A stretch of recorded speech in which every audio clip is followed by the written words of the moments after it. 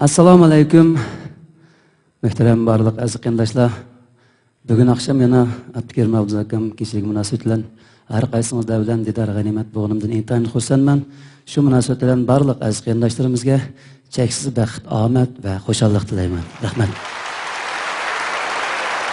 Tuyandamdi aziz qandoshlarimizning hurmatiga Mehribon analarimiz qadr qimmati tasvirlangan naqshlarimdan Sen yo'q nomidagi naqshamni taqdim etmoqchiman. Qani marhamat, huzuringizda bo'lsin.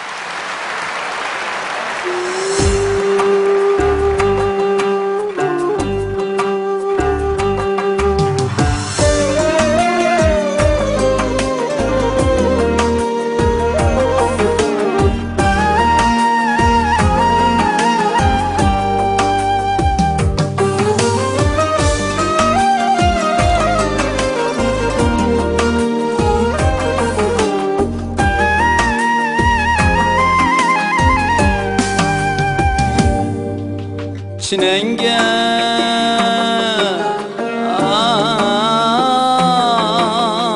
anam Zemzem kuyup bireydi sen yok Çinenge anam Zemzem kuyup bireydi sen yok Ecrin üçün Paklan suyut bireydi sen yok Nite ecrin üçün Paklan suyut bireydi sen yok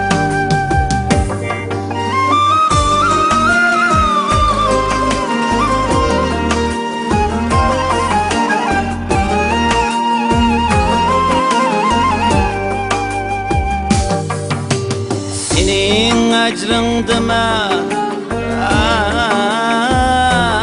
yer buldum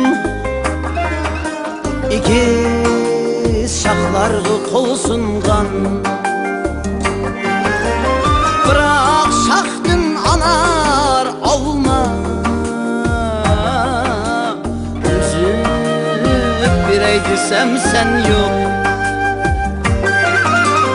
Bırak şahdın anar olma Üzüp bireydi sen yok Sana kanmay durup bağrım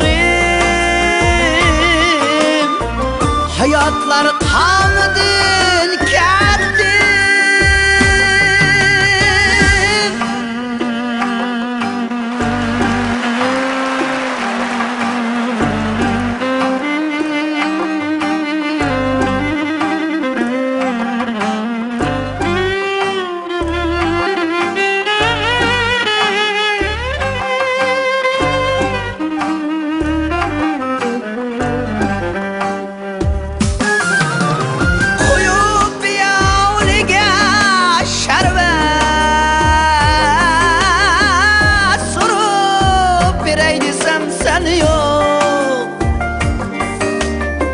Balamna algıça her vak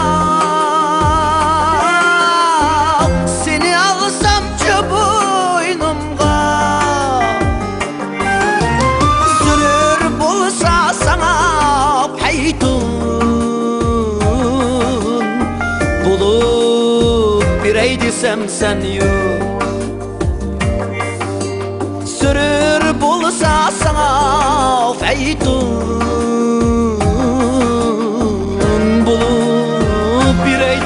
sen yok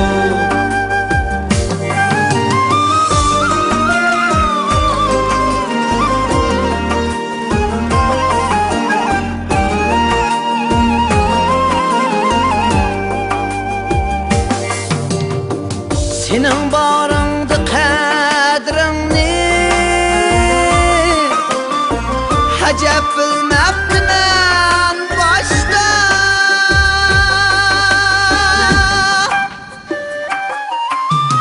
Sana köygen bu bağrımni